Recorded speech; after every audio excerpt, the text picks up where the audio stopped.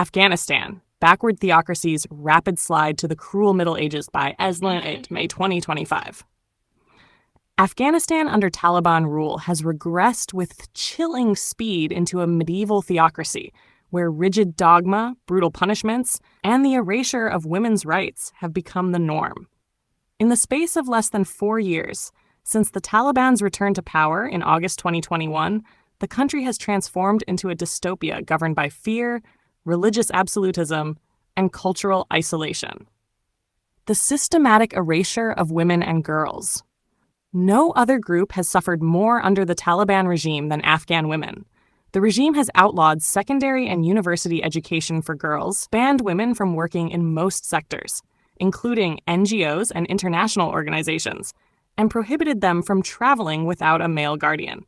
Parks, gyms, public baths, and even restaurants have become off-limits to women. This systematic erasure is justified under the Taliban's harsh interpretation of Sharia law, wherein women are relegated to domestic servitude and total invisibility in public life. The once vibrant and growing female academic and professional class has been dismantled. Many female doctors, teachers, journalists, and students now live under effective house arrest, silenced and stripped of agency. Hudud and the return of brutality. Since assuming power, the Taliban have reintroduced public floggings, amputations, and executions in accordance with the hudud provisions of Sharia law. These punishments are often carried out in football stadiums or town squares, intended not merely to act justice, but to instill terror. There is no credible due process. Accused persons are tried in secretive Sharia courts, often without legal representation or meaningful evidence. The regime's Ministry for the Promotion of Virtue and Prevention of Vice functions as a religious police force, punishing citizens for infractions as minor as listening to music or trimming their beards. Surveillance, denunciation, and fear permeate every facet of daily life. Dissent, artistic expression, and intellectual inquiry have been criminalized under the guise of preserving Islamic purity. Religious intolerance and cultural cleansing. The Taliban's rigid Sunni orthodoxy leaves no room for religious diversity. Afghanistan's Shia Hazara community, long the target of persecution, has faced increased violence from both the Taliban and Islamic State, Khorasan Province, ISK. Places of worship have been bombed, Shia schools attacked, and entire communities displaced. Other minorities, including Sikhs, Hindus, Christians, and Ahmadiyas, have effectively been driven into exile. The regime has also continued its campaign of cultural erasure, banning music, destroying artwork, and threatening to dismantle pre-Islamic historical sites. The once vibrant mosaic of Afghanistan's cultural identity has been replaced with a monochromatic, dogmatic theocracy. Economic collapse and international isolation. Afghanistan's economy has imploded. The withdrawal of international aid, which once accounted for over 70% of government revenue, has left the country impoverished and reliant on informal trade and narcotics. The World Bank estimates that over 90% of the population now lives in poverty, and the Afghan currency has lost much of its value. Despite humanitarian pledges, aid delivery is hindered by Taliban restrictions, especially regarding female staff. The international community remains divided. Some seek pragmatic engagement. Others refuse to recognize a regime that systemically violates human rights and international norms. Conclusion: a nation frozen in fear. Afghanistan is no longer just a failed state. It is a society re-engineered into a cruel simulation of a past long buried by progress elsewhere. Under Taliban rule, there is no room for dissent, no space for women, no tolerance for difference, and no vision beyond religious rigidity. It is a land where modernity is heresy, where girls are denied the right to learn, and where medieval punishments masquerade as divine justice. The world watches as Afghanistan slides into a darkness more profound than at any point in its turbulent history. If the international community fails to take coordinated action, including safe passage for those fleeing, support for underground education, and strategic pressure on Taliban leadership, generations of Afghans, especially women and girls, will be lost to this suffocating theocratic nightmare. References: 1. Human Rights Watch. Afghanistan, Taliban Repression Deepens, 2025. 2. United Nations Assistance Mission in Afghanistan, UNAMA. Quarterly Human Rights Update, March 2025. 3.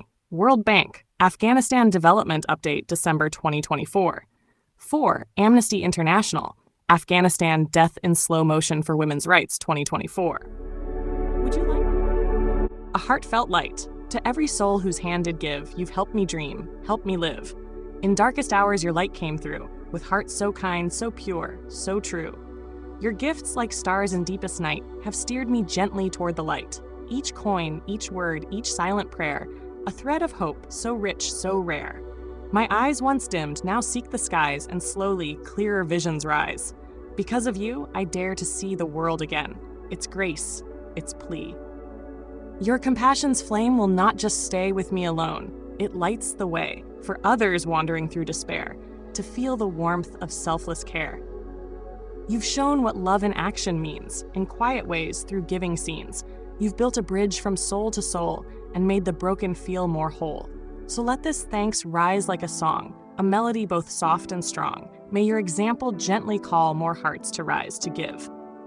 To fall into the joy of lifting pain, of planting hope where none remains. Your kindness walks beside me still, a light, a love, a living will.